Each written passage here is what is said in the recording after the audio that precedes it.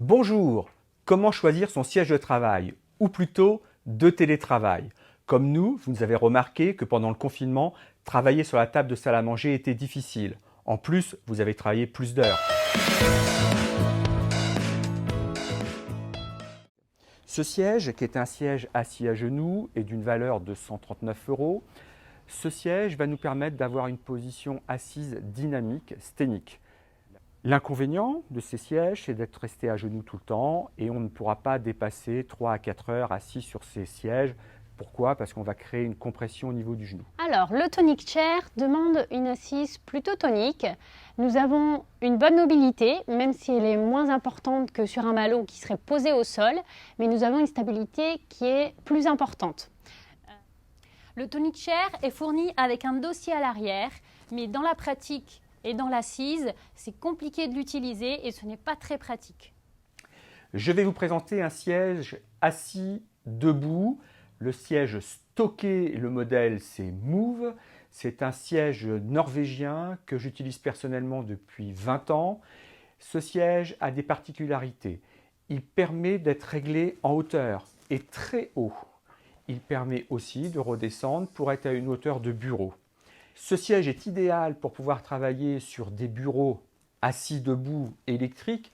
C'est pas de dossier, mais la position va vous permettre de rester sténique si vous restez en appui sur les jambes. Il ne faut pas être au centre et relâché, mais toujours en position dynamique.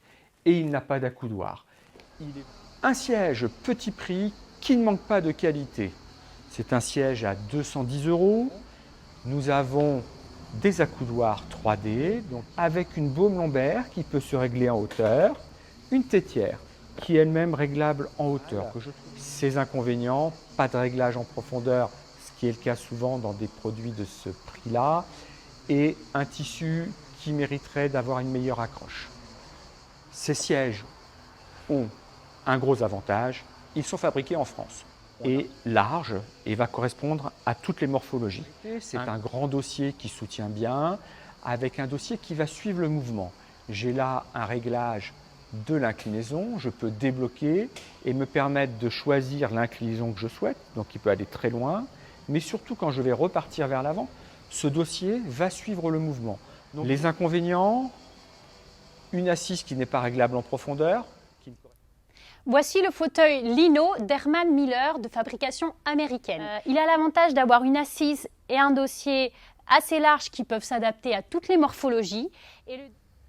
L'avantage du fauteuil Lino, c'est que vous avez des accoudoirs qui sont réglables en 3D. Comme vous pouvez voir, le dossier s'incline très bien et suit votre dos vers l'arrière et aussi quand vous allez remonter en position droite.